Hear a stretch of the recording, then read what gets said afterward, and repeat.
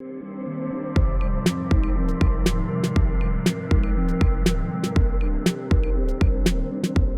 I'm really excited to be here today and talk to you a little bit about my work on Mars and some of the findings of the Chemin instrument. And so today, just to give you an idea of what I'm going to talk about, I'm going to start out with giving you just a quick introduction to the Mars Science Laboratory mission. And then I'm going to talk about the crystal chemistry work that I've done. In that is the instrument calibration that Sabine mentioned. And then I'm going to talk about the actual algorithms that we use to predict mineral compositions on the Martian surface and those results. I'll briefly get into some petrologic implications, and then I'm actually going to tie this back into a lot of what Bob was talking about earlier, especially with network analysis, and how we can use network analysis actually for comparative planetology. So first, let's talk about the Mars Science Laboratory mission. Why are we there?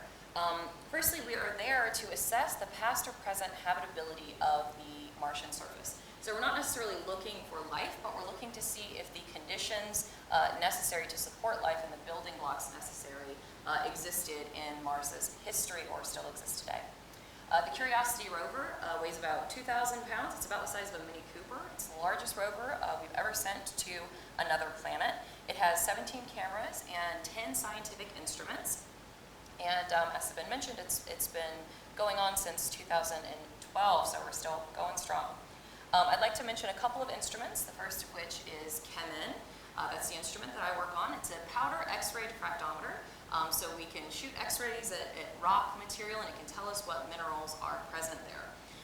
There are also two other instruments that I'd like to point out, and that is the ChemCam instrument and the APXS instrument. Both of these instruments can tell us the bulk chemistry of the rock and soil material that we analyze on Mars. What they can't do, however, is tell us the individual mineral chemistry. So Bob showed a lot of chemical formulas and things earlier. So minerals have a defined chemical formula, but they can actually vary quite a bit. And those variations tell us a lot about their geologic origin and any processes that have happened since then, any sort of weathering and alteration processes that have happened.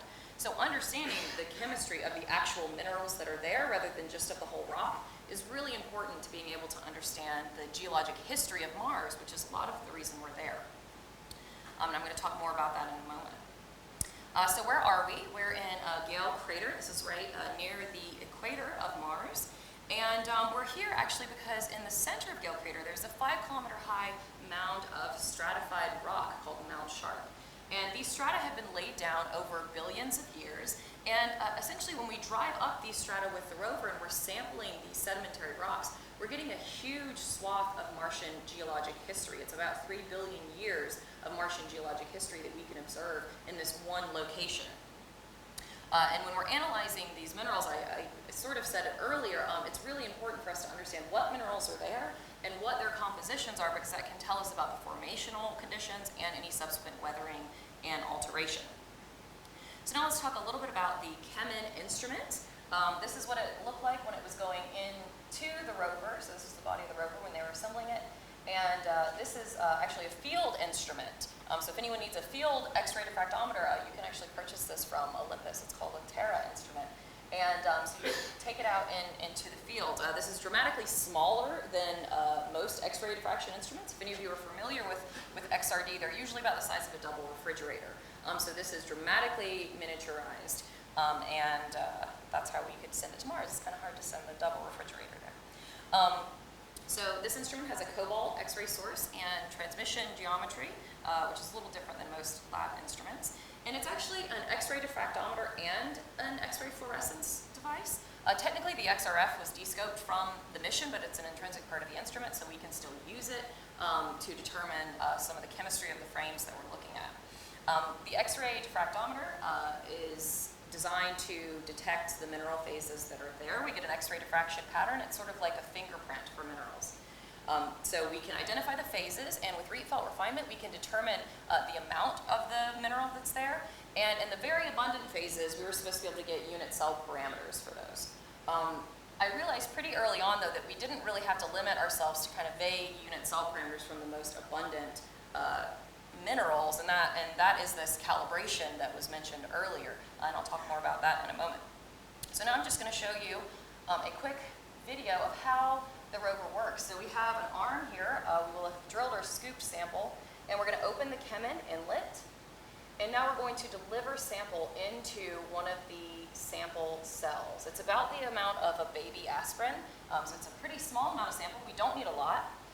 You'll see it will fill up the sample cell there, and it will move into position between the X-ray source and the CCD, the detector. And here we are, we're shooting with X-rays, and you can see the beams diffracting and hitting the detector. And what's really interesting here, and I'll show it in a little bit more detail in a moment, is you'll see that this fluid, or this material, is actually flowing. And let me show you why that is. So this is what the sample wheel looks like on the inside. We can actually turn it. There are 32 sample cells, 5 of which are standards, 27 of which are reusable. And they're at the end of a tuning fork.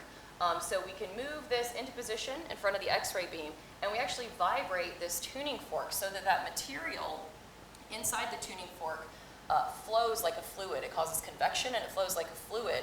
And this is because we want to get around preferred orientation effects. Usually when you're doing powder XRD in the lab, you grind up your sample to very, very small sizes. But that's really hard to do on Mars. So here we get around that by just moving the sample. So we get random grain orientation through the beam. So that's the Chemin instrument. These are most of the samples that we've looked at. And here you have a strat column, and I'm sorry that didn't translate very well with the cable, but just believe me that it is. And here we have most of the samples that we've looked at. The first sample that we took was this rock nest sample, and that was a dune sand. So these are wind-blown sediments on the surface of Mars. If you've ever seen those really beautiful images of the dust storms, they're pretty incredible dust storms. So you could get some sediment moving around with wind. So these are thought to contain both a regional and a local component, as well as these global dust that we see in these global dust storms. We then drilled some mudstones in the Yellowknife Bay Formation. We drilled a sandstone siltstone in the Kimberley Formation. And then we moved into the Murray Formation, which was a series of mudstones, and then into the Stimson, which was a series of altered and unaltered sandstones. In these rocks, we found a number of different types of minerals. Most of these, I recognize most people here aren't geologists, so I don't expect you to know these mineral names, but most of the things that you're seeing here, they're associated with like basaltic rocks, and that's what we expect to see on Mars. And the things that aren't, they're associated generally with weathering and alteration products of basaltic rocks. So for instance, these initial minerals here are silicates and oxides that you commonly find in basalt. And these two, plagioclase and magnetite in particular, were found in every single one of the samples that we analyzed. We also found things that were interesting, like clays. Clays, we were actually able to determine that there have been long-standing bodies of fresh water as a result of the types of clays that were present there, and that's really interesting. We've also found a lot of X-ray amorphous material, which is a little bit hard to study, and it was a bit surprising that we found as much of it as we did. We've currently analyzed around 24 samples, but we are, as we speak, analyzing a new sample right now. So I'm really excited. I was just reading emails about it a minute ago. So more data. So now let's talk about the crystal chemistry of Martian minerals. I told you that it was really important to determine these mineral compositions. So how do we go about doing that? So firstly, I realized that we had these unit cell parameters, and I knew that there was a systematic relationship between these unit cell parameters that we get from Rietveld refinement and composition. And let me back up and explain what unit cell parameters are. So first of all, this is a mineral called forsterite. Here's its chemical formula, Mg2SiO4. It's the magnesium end member of olivine, which is a common mineral in the upper mantle of our planet. And also found on Mars. And you can see here this block. This is actually a three-dimensional block. You can think of it as coming out towards you. And this is the unique building block of a mineral that's repeated over and over in space to generate translational periodicity. It generates crystallinity, and that's what allows us to actually do X-ray diffraction. So this is repeated in space, and that's what makes up a mineral. That's what makes up diamond and so on. This actually happens to be the gemstone peridot. If any of you are familiar with that, that's what olivine is. So I told you we can get these unit cell parameters, A, B, C, coming out at you and the angles between them.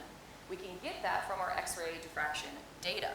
Now, if I have these parameters and I happen to know that if I substitute, this is a magnesium atom, if I substitute a larger atom in here, like iron, I know that my unit cell parameters increase in size. So you can see that.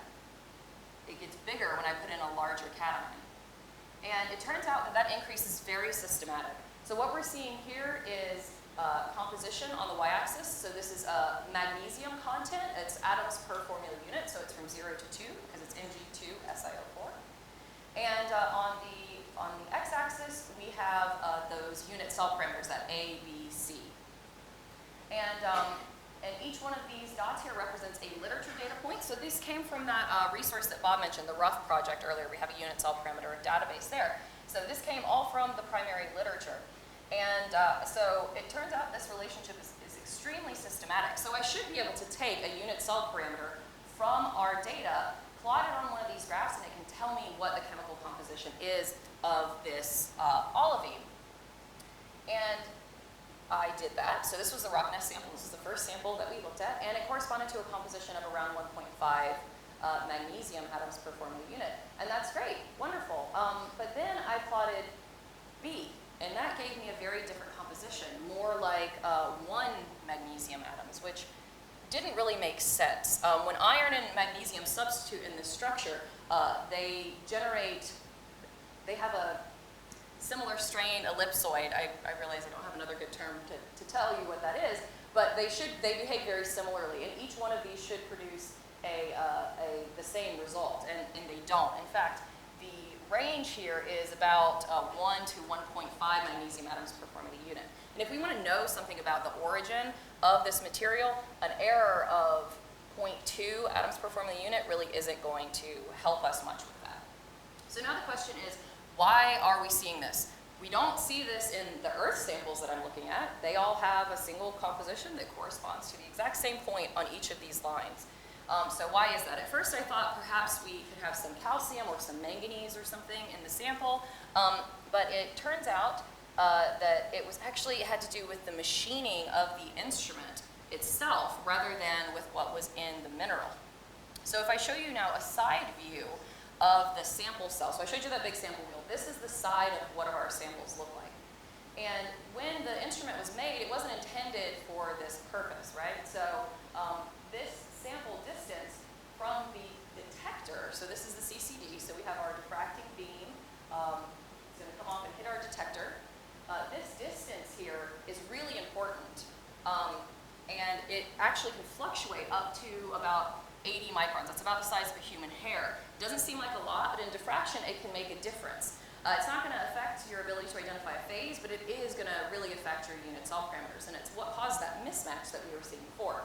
So for instance, if I scooch this sample cell up, this is just 50 microns, you can see that the point that this diffracted beam hits the CCD is quite a bit lower. And that causes this angle, this 2 theta angle, which is how we determine what the unit cell parameters are. It causes this to look much smaller than it actually is. So that was the issue. So now the question is, how do we actually calibrate for this? And we don't have an internal standard to do this. Again, we're pushing the instrument farther than we intended. So we really racked our brains with what to do with this. But I realized that if the relationship between composition and unit cell parameters is so systematic, those beautiful clean lines that I showed you, likewise is the relationship between the unit cell parameters themselves. So the unit cell parameters themselves should be internally consistent. So rather than looking at olivine, I looked at plagioclase because it's going to work for pretty much any mineral system, and plagioclase was found in every one of the samples, whereas olivine was only found in a couple. And I looked at the relationship, the internal consistency amongst these unit cell parameters. Here we're looking at the C cell edge and gamma, which is one of the angles between the edges. And you get a similar trend if you look at any of the parameters versus any of the others. These two happen to have slightly higher variance, so they gave us a little bit more accuracy. But what you can see here is they are very internally consistent. This is a really nice line, and there's no reason that the plagioclase minerals that we see on Mars should behave differently. However, they do. These are the samples that we measured on ChemInt. So this is when I knew that we could fix it. This was like the aha moment. I was very excited when we saw this. And so basically what we can do during the pattern processing, we can say where we think the CCD and cell are relative to one another. So I can just say, if I isolate one of these samples, let's look at the rock mass sample. If I say, okay, I think that it's minus 30 microns or it's minus 45 microns, I can set that.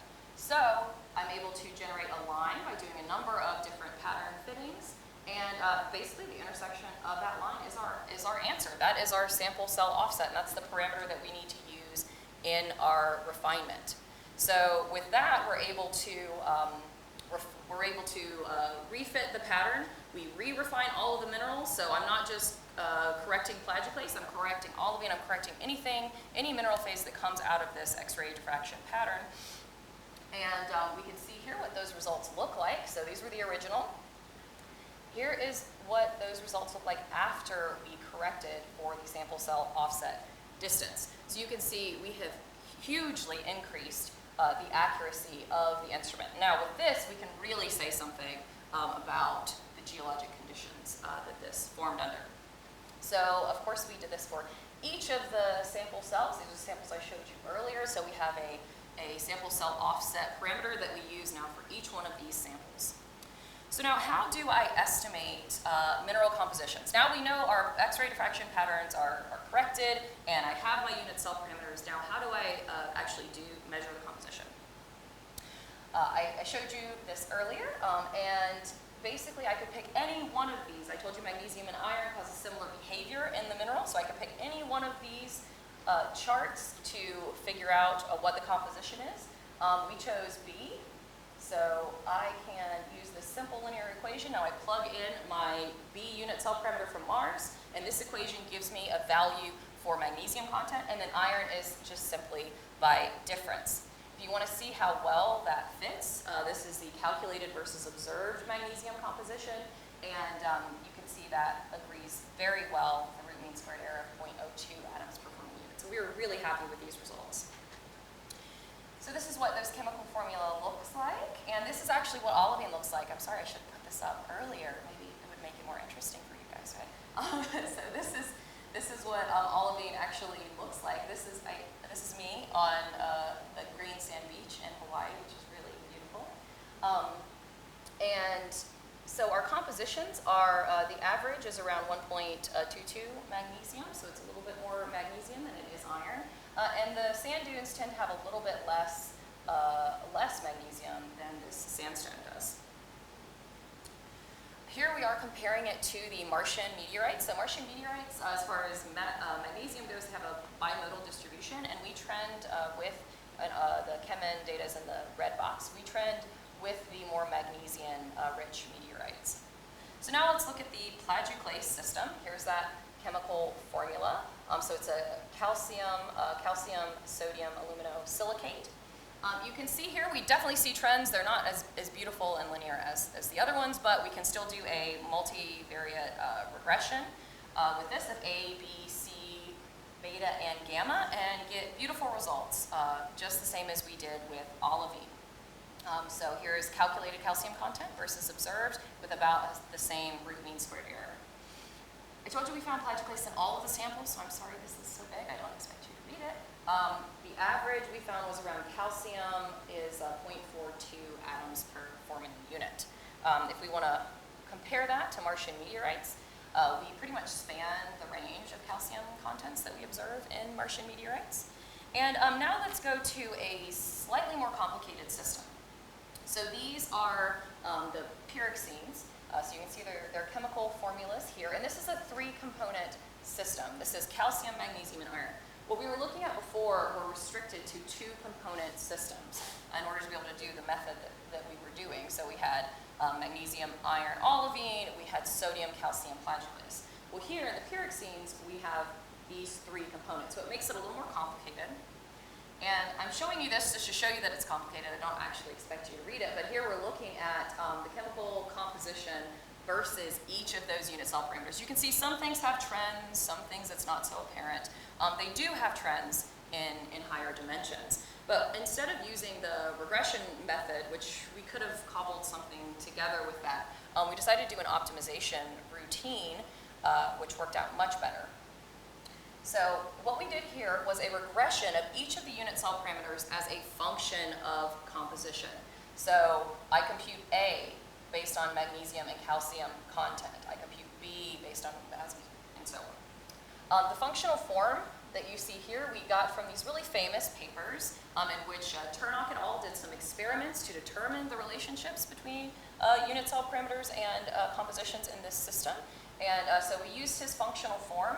And it turns out we actually didn't need quite as many terms as he used. We tested every permutation, and this is what those equations ended up looking like.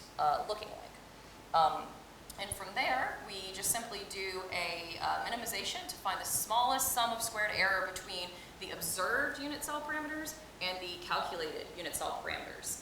And then whatever composition gives us that lowest error, that's our answer. That's our solution. And here is what those solutions look like. So these, again, are the calculated versus observed.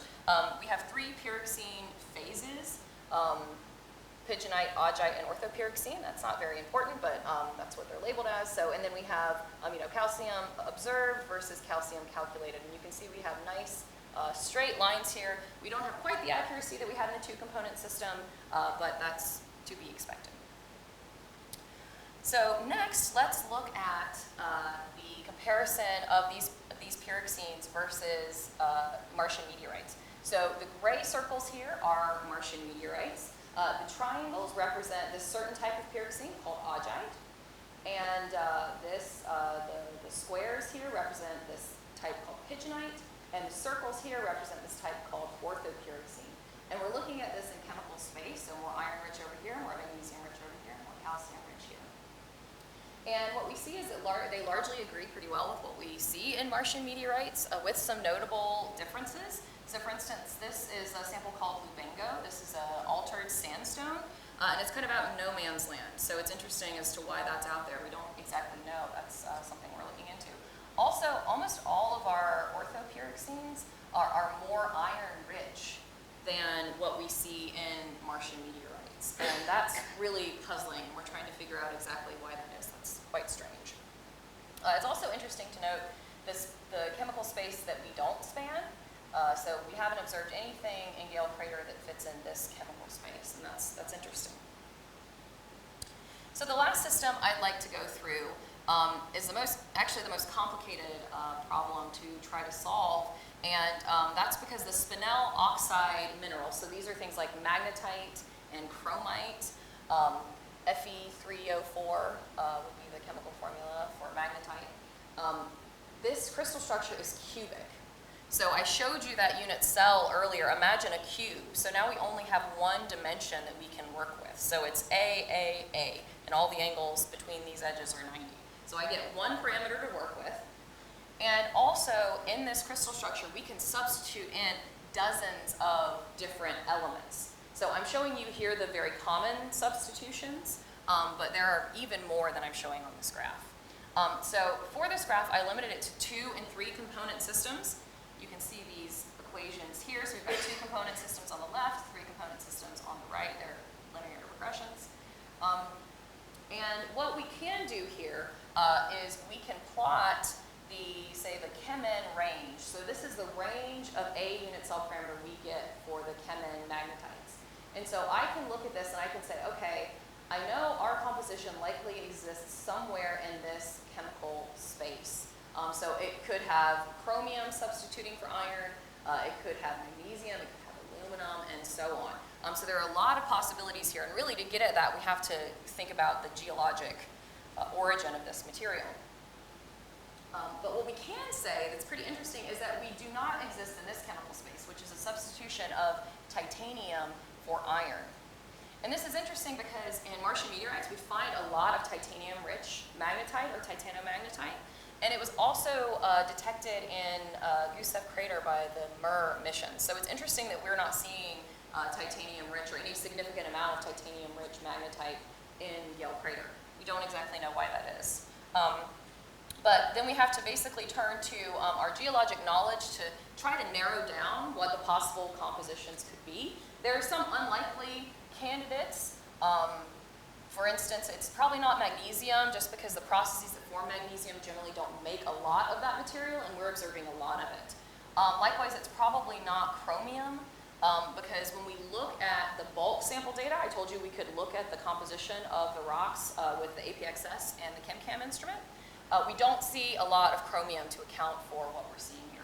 So it's more likely that we're dealing with one of these phases, both of which are common in the environments that we have present. So mafic and ultramafic rocks like basalt, and then in aqueous alteration and diagenesis of olivine.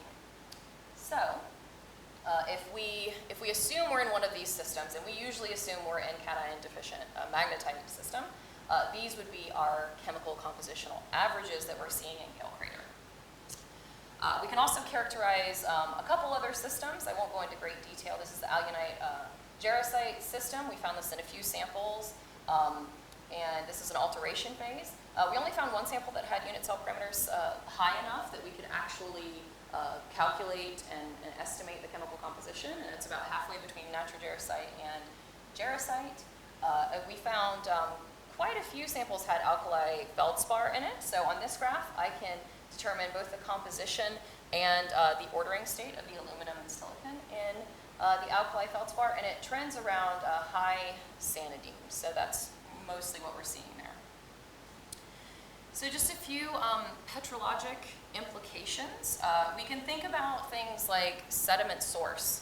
So in the sand dunes, we found that the mafic minerals, the things like olivine and magnetite, their compositions agreed pretty well. But when we looked at plagioclase, it did not agree quite so well. And that indicates they may not have come from the same source initially.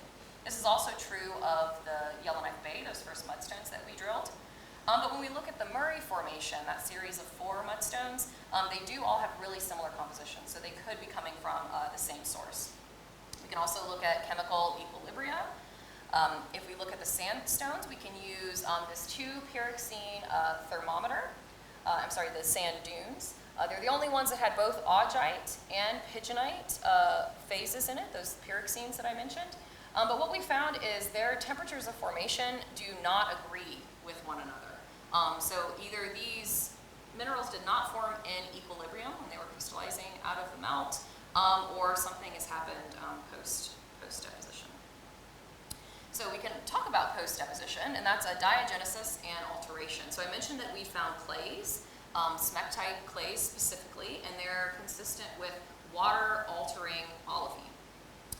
We also found jarosite, which is consistent with acid sulfate leaching on the surface. And we found some silicification, which is has a possible hydrothermal origin. And lastly, we noticed that there is a varying loss of mafic minerals. These are the things like olivine and pyroxene that result likely from varying degrees of alteration. And so then there's also this question of have these mineral compositions been altered since their primary formation? So what we realized, and what I'd like to emphasize here, is that there have been many stages of mineralization in Gale Crater throughout its geologic history. And we see that because we find primary igneous minerals, we find weathering and alteration minerals, and we also find evaporite minerals. And therefore, the nature and distribution of these minerals gives us strong evidence for a dynamic hydrosphere, which we know is a critical component of planetary habitability. So the next step for this work, which is really related to the DTDI project and the new direction of my work that Bob Hazen just mentioned, and this is label distribution learning. So label distribution learning is a machine learning algorithm for predicting multi-component mineral compositions based on unit cell parameters. I told you earlier that understanding those chemical compositions is really important for understanding the geologic history. Well, limiting it, actually, if we limit olivine to iron and magnesium, that's not really what is always happening in nature. Sometimes you find that's the case, but it's often not. Sometimes you have some calcium in there, sometimes you have some manganese, And they can tell us things about like the temperature and the pressure at which these minerals form. So it's really important to understand the minor components as well as the major components. So with this algorithm, we are able to predict major and minor chemical components, so multi-component systems based on X-ray diffraction data alone. This is really important for the mission I'm on currently, but it could also be important for future missions where we fly X-ray diffraction technology, as well as for Earth laboratory, someone who doesn't have access to a microprobe or someone who just wants to analyze it quickly before they take it to a microprobe. So now I'd like to sort of switch gears and actually tie in with what Bob was talking about earlier, and that is talking about mineral network analysis. So what we can do is we can actually do comparative planetology with these mineral network signatures of different planets. But what I'm going to talk about first is just some of those metrics that we can use to compare these different mineral systems. Bob talked about things like embedded timelines, but now I'm going to go through some of the actual statistical metrics that we can use to quantify the differences between these networks. So just a quick rundown again. Networks are made up of nodes. Generally that's a mineral or it's a locality at which minerals are formed, and link between them signifies coexistence, co-occurrence. And the networks can be made up of, it could be a carbon network, a carbon mineral network, or it could be of a particular deposit type or a certain rock type, or it could be of a planet, which is what I'm going to show you later on. So these network metrics, there are two kinds. There is local and there is global. And the local metrics tell us something about how important a single node is. They can tell us things like, does one node communicate between two distinct groups? Is it a broker node, if you will? And the global metrics, they tell us about the whole network. So this is what we're more so interested in when we're wanting to compare systems. And so they can tell us things like, is the network highly interconnected? And does the network form distinct groups or clusters? So some of those local metrics are things like degree. And degree is the number of links connected to a given node. Pretty simple. How many other nodes is a node connected to? Distance is the shortest geodesic path between any two nodes. So that is the shortest path between nodes. You can think of that as like sort of the degree of separation. And the betweenness is the measure of the number of geodesic paths that pass through a given node. And these we actually use in global metrics. So here are the global metrics I'm going to talk about: density, diameter, degree centralization, and betweenness centralization. First we have density, which is just simply the number of links divided by the number of possible links. So it's how interconnected is the network. So this is not very connected, this is entirely connected. So the density increases as we form more links in the network. Diameter is the largest geodesic distance in the network. So it's the shortest path between the two most separated nodes. It's the largest degree of separation. And the mean distance is the average degree of separation in your network. Centralization, whether it's degree centralization or betweenness centralization, is a measure of how central the node's most central node is relative to how central all the others are. Is there one that's really important in the center, or is it more or less dispersed? And if you're looking at degree centralization, you're thinking about the number of links to each node. If you're looking at betweenness, you're looking at the number of shortest paths. So it just depends on what you're interested in. But you can use all of these metrics to characterize these systems. So here are some very preliminary networks. These numbers are not finalized. We're in the process of building these databases. Building these data resources can take a really long time. So these are preliminary numbers. But here we see the data for Mars. These are taken from Martian meteorites. Eventually we're going to incorporate that ChemN data that I just showed you. These are taken from lunar samples, and these are taken from the HED meteorite samples. And so here we can see that there are some similarities, but there are also some differences. For instance, Mars has a significantly lower density. Again, I wouldn't say that necessarily means too much with these networks, but eventually we're going to be able to really make some comparisons there of the Earth's mineralogy versus Mars and the Moon. And we want to do this because we're really interested in comparing trends in mineralogy and geochemistry of these planetary bodies so that we can better understand things like planetary formation, the different stages of planetary evolution, like Bob was talking about earlier. We're interested in habitability and in patterns of mineral diversity and distribution. And we'd also like to know, really importantly, about these mineral biosignatures, the assemblages, the morphologies, the distributions. What can we use that we know on Earth is a biosignature that we can use when we're doing planetary exploration? So is this large number of rare events distribution that Bob showed earlier, is that a planetary scale biosignature that we can use when we're looking at other planets? And so with that, I would like to thank Sven and Dietmar for having us here, and for all of you for coming, and I'll be happy to take any questions.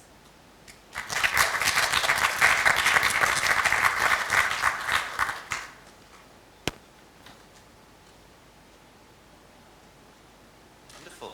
Okay, questions? I've got a question, Shaunna. I was very excited last year when NASA announced that the hydrogen isotope ratios in the polar caps, the ice caps, indicated that there was liquid water potentially for 1 billion years of Mars history. What kind of things like that can you extract from the ChemMin and related data?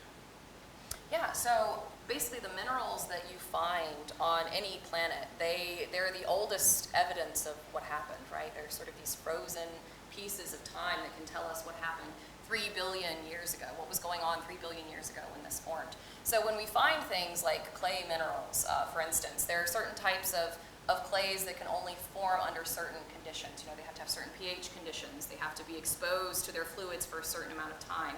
And that can tell us things like, was there water, first of all? Was it intermittent or was it long-standing?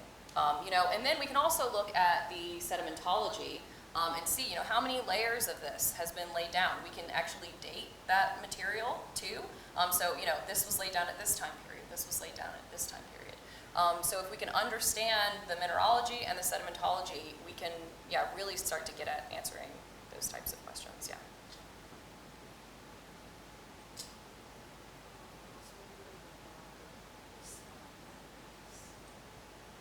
So this is a pretty small question.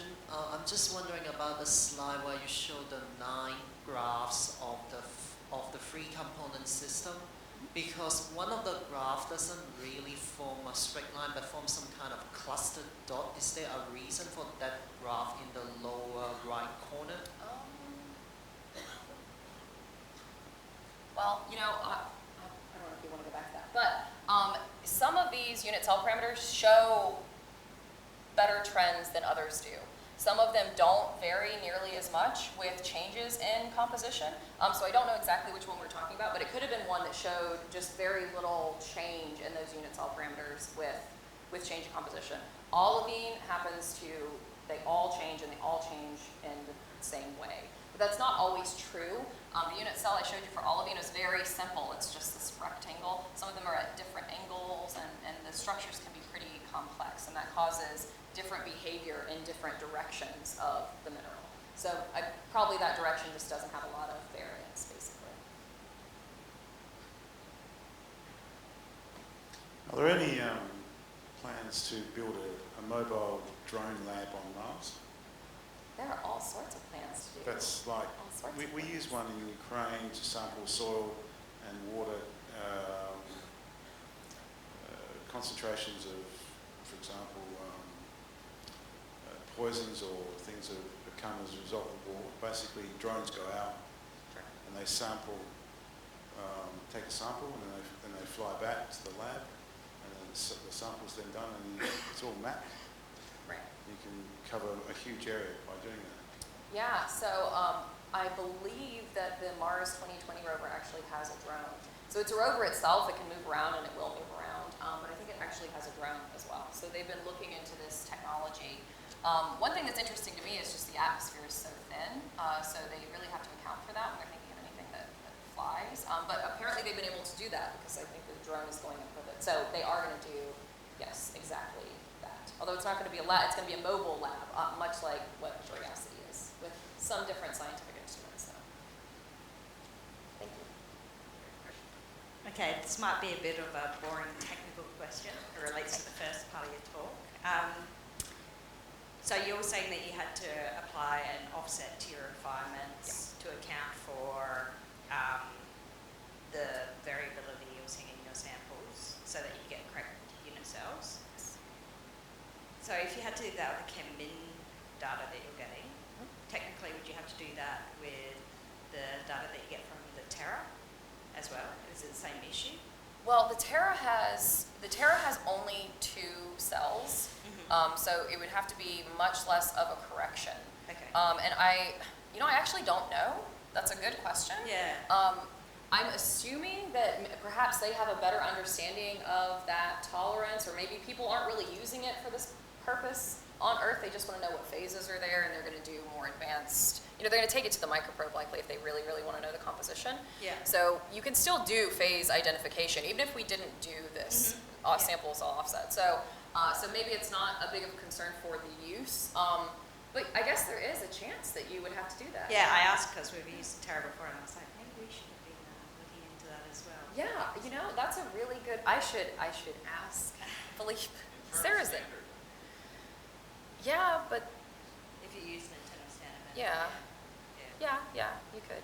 But I'm just wondering if they actually have to or not, or if they already have.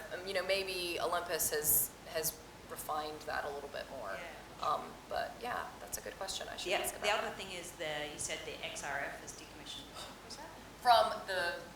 From the MSL mission. So if you go to the Okay. website and it says what instruments are on there, we do not have an XRF, but we do because it's a part of Kemet. It's inbuilt, but Yeah. it's just whether You can't turn it off. Yeah. It's just we use it, and we actually use those. We use the XRF patterns, Yeah. the XRF spectra. So how much accuracy do you place on that then? The XRF data, is it more like just to have a look at what's I there? or think is it- it's more just to kind of have Yeah, a look. gauge. For instance, we were trying to figure out if we had a chromium, if we had chromite, because we could be. I showed that graph. We could be in that chemical space. So we isolated some individual frames that we knew had magnetite in it, or a spinel oxide in the frame, and then we looked at the corresponding XRF pattern and found that it was magnetite. It wasn't chromium rich. So we've used it for those types of purposes. Identification. Yeah, but not for anything, really quantitative. I don't think it's very quantitative. Yeah, that was Yeah. my question. So, yeah, it's not very quantitative. Thank you.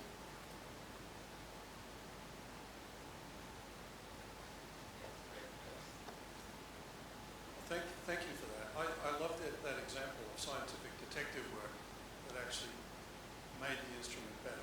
That's terrific Thank work. you. Thank you. And the more so when you think about all the development work that went into that equipment, and it got all the way to Mars without anybody else discovering this. Well, I do want to emphasize, and I hope I made it clear, this was beyond the intended use of the instrument. So Still, it wasn't meant to do that. Still, no, that's really getting Thank at you. the Thank you. technical difficulties of measurement.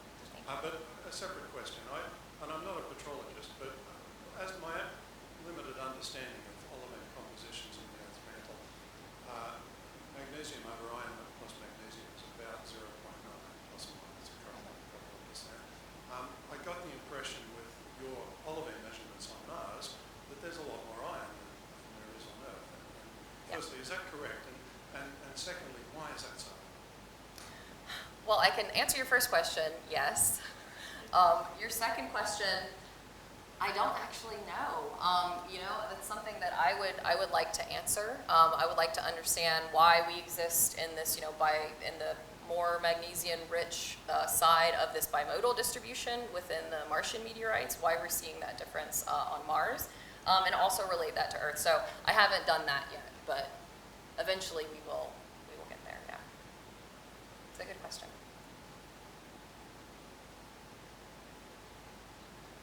Okay, so my question is, from your perspective, what do you think about the possibility that life is possible without water or oxygen, just with carbon? That's a really big question. There was water on Mars for a while, it seems like. There's not much there now, but there was some time ago. So I think, you know, when you're talking about a system that didn't have water, you more so want to be looking at the moon or something like that. Because Mars did in its past. So if we consider water to be one of the critical components of potentially having life, Mars had that. As far as life without water, I don't know. That's a question above my pay grade. So maybe Bob wants to talk about that, but I don't know.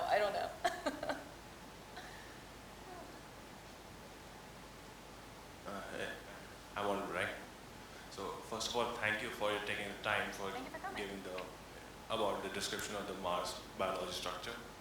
And my question is, the data and all the soils you collected from Mars using Kemen and all the other land rovers, and how the data and all the you formulated and created, or maybe extracted and shared with another agencies. Did you find any data in such a way that you can create like some alternate sources as a form of life for Mars? Can you say that last part again? Like based on you created the data and formulated and shared with the other agencies like NASA and all. So I wanted to ask, like, did the Credit Science, like, did they form any alternatives that they have formed any products related to creating an alternative source of life in Mars? Because like So you mean have we taken life there? Is that what you mean? Alternative source? Yeah, like taking life or some seeds or plants and checking and extracting like as to how they like, how the growth structure and all the procedures happen there. I'm not sure that I fully understand your question. There is a possibility that we could have taken some organisms there with us. We hope we didn't do that. Everything is really, really clean, as clean as it possibly can be coming from Earth, but there could be some terrestrial contamination. But if I didn't understand your question, we can chat more after, and yeah, I can answer it hopefully. Any other questions? Any from the back here from us? Who wants to go to Mars? Just us? Come on. Yeah. Hopefully it's not a one-way trip, right? Okay, well, please join me in thanking Shaunna. But don't go yet, because I have something very little for both of you. I have a selenite crystal, right? Some evaporites that you can help calibrate your next instruments with. And I've got a desert rose for both of you, because you're both as rare as roses in a desert. So thank you guys.